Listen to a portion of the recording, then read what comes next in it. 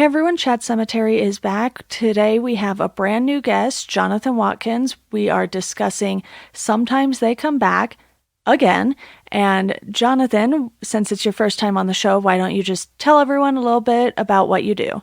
Awesome. Hello, everybody. Thanks for having me on. I write and work on the videos for the CinemaSins YouTube channels and the sister channels, TV Sins and Music Video Sins. I actually co-run TV Sins with Aaron Dicer, who I also do a podcast with, Aaron Dicer and Danae Hughes, a podcast called Behind the Sins, where every week we talk about all of the YouTube videos from that previous week and just mostly we're just being silly for about an hour and a half. That's a lot of fun.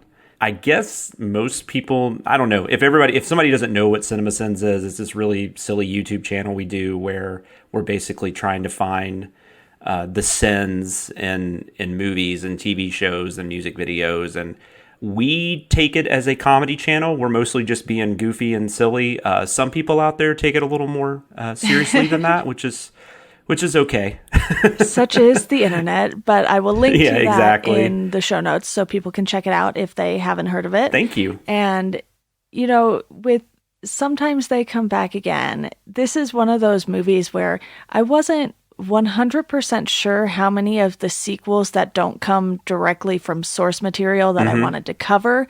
But after watching the first one, I was like, okay, you know what? There's only two more. It's not like Children of the Corn, which I cut off after the third one so far. I was curious if you were going to keep doing Children of the Corn. No, I have cut it off at the third one. There may be some bonus content later because I know some of the later ones do kind of tie back into the original movie, but it was one of those things where I was like, okay, I know there are a bunch of like student projects out there, the dollar babies that Stephen King is known for, just, giving out the rights to some of his short stories and novellas for $1 so people can make them come to life. And this one, I was like, okay, there's 3 movies for this particular story. I'll go ahead and do the 3 movies that I'm aware of that I think are going to be relatively easy to find. But this one, I actually ended up watching on Vudu with poorly placed ads because apparently Vudu isn't super good at doing that. But how did you watch this one? Was it the first time you had watched it? Yeah, it was the first time I had watched this one. I had seen the first one when it was actually on television. I'm old. I saw that with my mother in 91. I think I was 14 or 15, depending on when it aired that year. But no, this one I had never seen, which is interesting because I'm super fascinated with these. There was like around this time they started doing all these DTV sequels to these random Stephen King properties.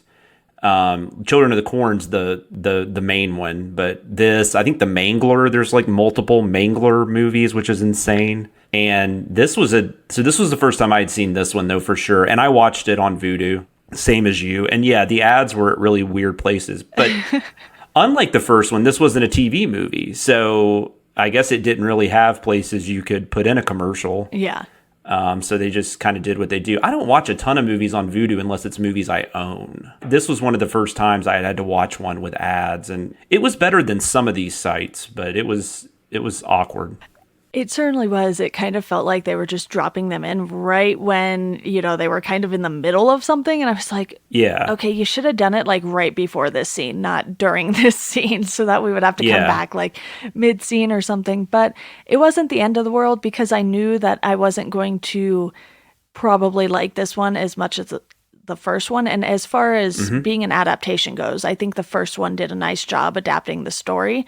So I was a little more favorable towards that one. But this one, it basically took the essence of Sometimes They Come Back and it just replaced the setting and the characters and was almost identical in story. And I was just like, okay, well, this isn't great, but cast-wise, I was actually more intrigued by this one because you have Michael Gross, Alexis Arquette, Hilary Swank, and William Morgan Shepherd, who has been in numerous things by the time this comes out. But those characters, I would have never really expected them to necessarily, especially Hilary Swank, be in a Stephen King adaptation of, I guess, this low caliber. Yeah, I mean, this is still like 3 years before Boys Don't Cry, though. Yeah. So, I mean, I think she's known. Like, she was on, wasn't she? I think she was on Beverly Hills 90210 for a minute. Yes, I think she was in like 15, 20 episodes. Yeah, and then she was in that next Karate Kid movie. But, like, I don't know. I guess she was enough of a name to where they felt like they could make a movie like this, and it was at a time where they could still get her for something like this. But yeah, it's still really weird seeing her in it. Michael Gross makes a little more sense, but even he had the Tremors movies and things like that going on. So I don't know. Who was the other one you said though? Alexis Arquette. Oh no, Alexis Arquette. Yeah, but who was there was some other guy you said that had been in a lot of stuff at this time. Oh yeah, William Morgan Shepherd. Which one was he in the movie? He was the father. Wait, I thought Michael Gross was the father. Oh, the priest. Sorry. Oh, okay. No, you're fine. You're fine. Yeah, he had been in a bunch of stuff. I guess I just didn't know his name. Jennifer Elise Cox was in it too. Yeah. She was at the time. She was Jan from the Brady Bunch movie, which came out maybe a year before that. Yeah, so you have an interesting mesh of cast members in this, to say the least. And Hilary Swank, like you said, was still kind of early enough in her career to where she wasn't as big of a name, but people kind of knew who she was. She was still pretty young. I think she was, maybe 5-6 years into really getting parts in TV shows and some smaller TV movies and that kind of thing, but she hadn't quite hit that status that we know today that she ended up hitting after this. So it's always interesting to see who ends up in these Stephen King adaptations because, sure. With Children of the Corn, like we mentioned earlier, you have Linda Hamilton in that, and you're just like, really? She was in a Stephen King movie, Children of the Corn, no less? And then you have Clancy Brown appearing in Pet Sematary 2 before he goes on to appear in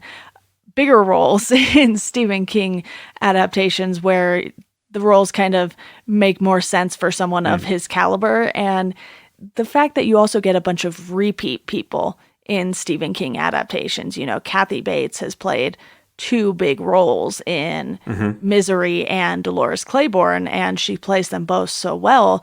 So you kind of have this, I guess, expectation that even if the Stephen King adaptation isn't all that good, if you're watching it years later, there's going to be someone you recognize. Like Children of the Corn 3 had a cameo from Charlize Theron. Yeah. And she wasn't even credited. And I was like, what? This is wild. So yeah, she pops up like at the, I saw that a long time ago. She pops up like at the end, maybe like when they're, No, I remember that. Yeah, that was really weird. Naomi Watts is in one of those too. Okay. That might be the 4th one. I can't remember. And Nicholas Brendan, if you're a Buffy the Vampire Slayer fan, he pops up in one of them also. He was Xander on Buffy. But this one was weird too because I couldn't really tell. Like at first I just assumed maybe it was just a random script, like a spec script, and they just decided to tie it in. But it's enough like the first one to where I guess that's not the case. Like I just think it's a really weird property that they decided to sequelize. Yeah. If they were going to sequelize something, maybe it was just a money issue. It was an easy one to grab onto, and I guess this was kind of at the tail end of like that first wave of Stephen King adaptations that we really didn't get again until like a few years ago. So I don't know. It was very interesting, to say the least, because you have these movies that end up with sequels that you wouldn't expect, like Children of the Corn, like Sometimes They Come Back, and even The Mangler has 3 movies, if I'm not mistaken. And then you have I think you're right. Carrie ending up with sequels and remakes. So I feel like this mid-90s period is really when you start hitting some of the weirder adaptations and maybe, a not so good stretch because you have some that are TV movies, some that were direct to video like this one and this other sequel that is coming up. But it is definitely an interesting time period, to say the least. And I think you mentioned the story, so why don't we go ahead and dive into that? It is very similar, but I kind of just don't see the point of doing this story again in such a similar way. It's like, okay, you got some people that the audience would be familiar with, and you do sort of the demon thing again, and they definitely clearly wanted to make use of those practical demon face effects. And I was just like, okay, I see what you're doing here. I understand why you maybe felt this was an easy story to adapt, but it still wasn't for me as entertaining or satisfying as the first one. No, and it's not like the first one's like a classic by any means, but it's so much better than this. You also have the Freddy Krueger one-liners, like way past the expiration date on those. I mean, Alexis Arquette is just, he's doing the best with what he's given, but having to say stuff like bad haircut and I can't even remember what the other lines were, but every time he kills somebody, he has a one-liner and it's bad. It's really bad. Yeah, and speaking of Arquette, you know, obviously this was pre-transition for Alexis Arquette. Mm-hmm. But I found it interesting that in the credits, it did say Alexis Arquette. I don't know if they went and changed that after the fact, but Alexis Arquette was born. I was curious about that. Yeah, because Alexis Arquette was born Robert Arquette. So it's one of those things where I'm never really sure how to talk about people before their transition. So, you know, Alexis Arquette definitely puts on the villain performance in this, and you can tell that it's going to be cheesy and it's not going to necessarily be the best performance ever, but coming from a family like the Arquette family, I didn't even know about Alexis Arquette, to be honest, and I know she has since passed, so that is certainly unfortunate, but it's one of those names where as soon as you see the last name Arquette, you're like, oh, this is an interesting choice, especially for a Stephen King movie, and if you aren't familiar with all of the Arquette family, you have David Arquette, Patricia Arquette, and I think those two are the biggest two of the siblings anyway. Oh, well now, yeah, for sure. I mean, Rosanna Arquette had a bit of a career. I mean, she still has a career, but I think she was more well-known like early 80s. Yeah, I think she flies under the radar a little more now. So when I saw that Alexis Arquette was in this, I was just kind of like, oh, that's interesting. And I wonder who she's playing. And then I, was reading up and I was like, oh, okay. So Alexis Arquette is not going to look like any of these pictures I just saw. So it was one of those things where you don't necessarily have to adjust your expectations. It's just, Alexis Arquette was a very different person at this time. So seeing how the character was played through a 2020 lens, was a little different than if you had seen this during the mid-90s. Absolutely. And I will say, she might have just been going by that moniker at that point or that name, because she did Bride of Chucky 2 years after this, and she's playing a man in Bride of Chucky, and if I remember correctly, she's credited as Alexis when it came out, so it could be that. I haven't done like a deep dive into it. I don't even know if I had seen her in anything before this, with the exception of Bride of Chucky, so... I have that now. I have not watched it just yet, so I have that to look forward to, at least for what I will see Alexis Arquette in, and, anytime something happens that is tragic, like losing someone like Alexis Arquette too soon, you look back on their performances in a different way too, because you're like, okay, sometimes they come back again. Bride of Chucky, what could have Alexis Arquette accomplished in the horror world if she chose to continue pursuing those kind of roles? And again, not every single horror movie is going to be huge, like Halloween or, Friday the 13th. I don't think any of the Stephen King sort of horror sequels are ever going to be quite as revered as some of the Halloween sequels or Friday the 13th. Those big franchises, these franchises are much smaller, so sometimes they come back again. I think story-wise did as much as they could with it without straying too far from the source material. Yeah, for sure. I will say one thing I actually kind of like. This is a very small thing, but the kids that come back, Alexis Arquette, and I think there's two more that come back as the demons or whatever. They're actually dressed like appropriately for the time period. I always thought that was weird in the first one, where when they come back and Tim Matheson's playing the teacher, and they come back to mess with him, and they look like they just stepped off the set of Grease. Yeah. Yeah. And I don't know when that one's supposed to take place. I don't know if it's supposed to take place in 91 or it's supposed to be in the 80s, but they definitely don't look correct for like that time period. And I just always thought that was a little odd visually. It works in the story because you're not seeing that, but in, I don't know, just visually in the movie, it struck me as really odd.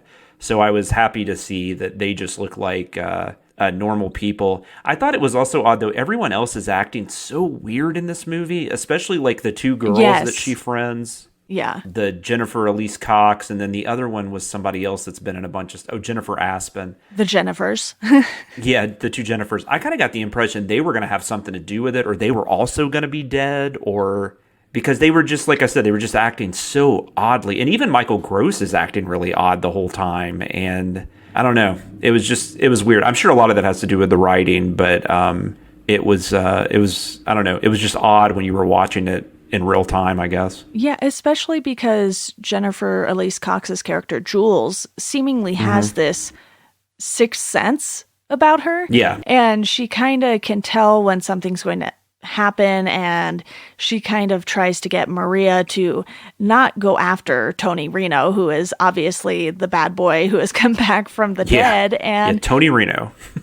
and you're just kind of like, maybe you should listen to your friend here instead of just kind of ditching her and doing your own thing. And then they all kind of split up between Michelle, Maria, and Jules, and they kind of are away from each other for a lengthy period of time. And you're kind of like, okay, this has to be for some sort of reason. And you see that with Maria, one of the other guys takes her, out to this makeout spot, and then it kind of goes downhill for her from there.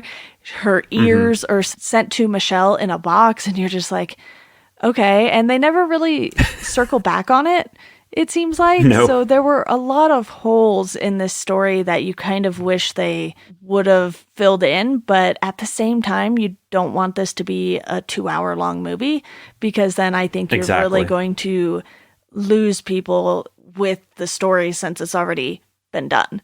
Well, I mean, in the original, too, you have the conflict, the Tim Matheson character, the teacher, he's got the conflict where he's got a past action against a student. So you get the impression it was really hard for him to get this job. And so he's kind of got that in the back. So it makes a little more sense why when he first sees these kids that he knows are people that he saw die many years before, he can't just go to the principal. He can't he's gonna kind of have to see it through and figure out a way around it.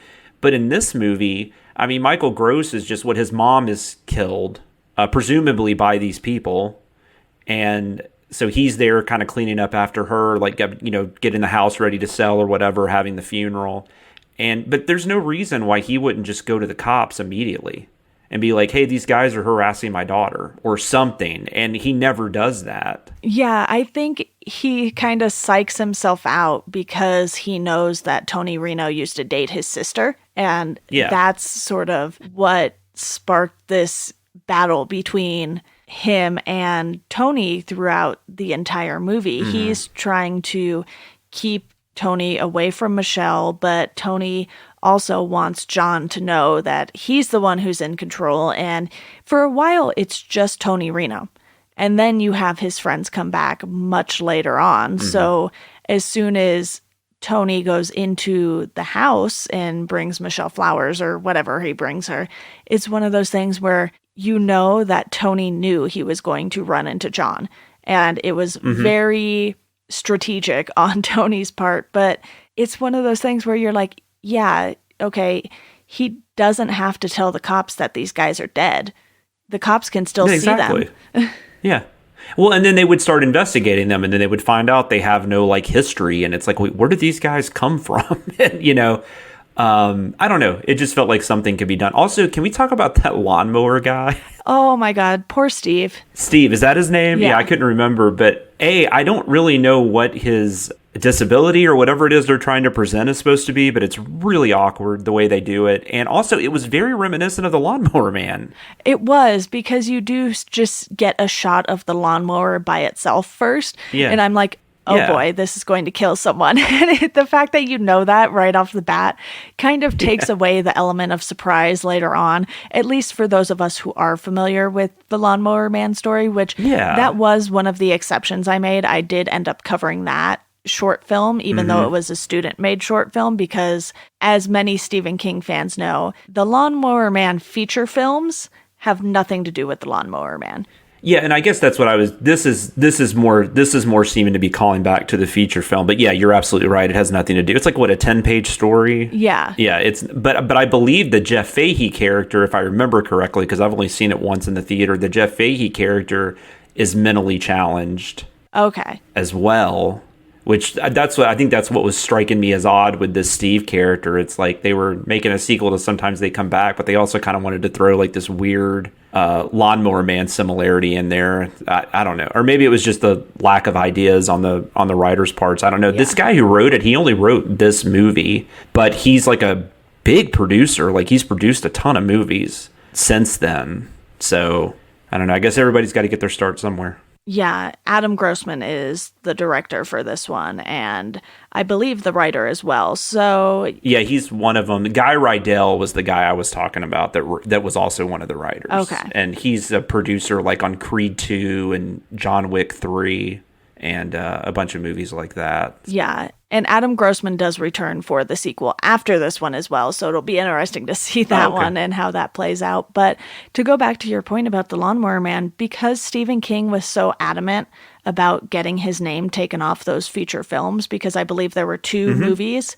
it's interesting that someone would choose those movies to sort of toss a reference to in this, because, like I said, the one I had seen was the short film that a couple of students had done way back in the day, and I think one of them ended up working for New Line or something along those lines. So I was able to get the director on for that. So since I was able to actually get someone who worked on that's so cool. I was more inclined to cover that, because again, it was like a 10-minute video or something. It's not like it took a ton of time to prepare for that one. And as soon as I found out that the movies were not really exactly related to the story, I was like, all right, I'm going to toss those. I already have so many other things that are kind of at least closer to the source material like this. And, you know, story-wise, I mentioned the holes in the plot here and there, and it was fine. I think I ended up giving this a 2 out of 5, which might have been a little generous. Yeah, I gave it a 1. Okay.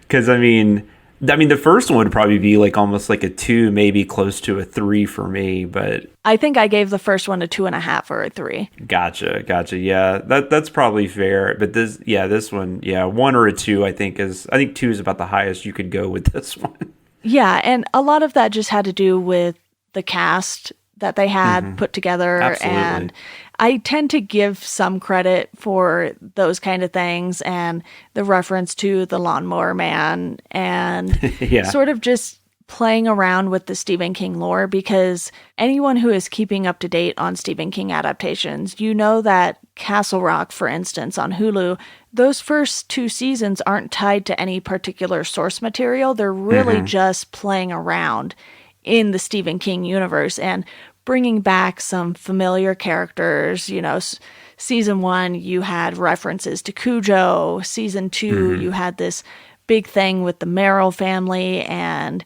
Annie Wilkes before she really became Annie Wilkes. And so all the Shawshank stuff. Yeah, it's just one of those things where I'll give a lot of credit for that, even if maybe it necessarily isn't as earned as it is in Castle Rock, I would say, by any means. But this was just one of those movies where I was like, all right, I know I have to get through this. I'm going to get through this, and I'm going to attempt to have some fun with it. I will say it actually took me 2 sittings, too. I think part of that is because I started too late the first time. So I had to finish it up like the next morning because I couldn't quite do it. But it's not a very long movie or anything, and it doesn't feel long either. But I just, for some reason, I had to do that. I think I just started too late. But yeah, and it's very similar to movies at this time. I mean, the 90s DTV movies, like, I mean, they were just a dime a dozen. And I think the thing it's most comparable to now is it's very similar to me to like Lifetime movies. Okay. That's kind of how it, not necessarily the subject matter, but just like the pacing, the budget, and those sorts of things, and the actors, like, you know, Michael Gross. I mean, that, you know, you'd get the equivalent of that today, like in a Lifetime movie. Yeah, and the budget, definitely, yeah. That's a good way to put it. Well, Jonathan, do you have any final thoughts on this one, or are we good to wrap this up? Yeah, no, I mean, like we said, it's not very good. I mean, if you're a completist, it's, you know, it's better than some, I will say. It's not the worst I've seen of any sort of Stephen King adaptation, so. Yeah, there are plenty that I'm expecting to be bad. So I'm kind of going into it with a bit of an open mind, and I'm not expecting every single person out there who is a Stephen King fan to watch every single Stephen King thing. That is why I am doing it for you. Yeah. So you potentially don't have to. But, you know, Jonathan, thank you so much for coming on to talk about Sometimes They Come Back Again. Yeah. Before we go, I quickly want to let you all know that you can support Chat Cemetery through Patreon. For $1 a month, you'll get a thank you on the show. For $2 a month, you can get yourself a Chat Cemetery sticker. You can rate and review the podcast on Apple or Spotify, wherever you listen. It's a huge help. And you can find us at Chat Cemetery on Twitter, Facebook, and Instagram. As always, thank you for listening, and we hope you enjoy the rest of your day.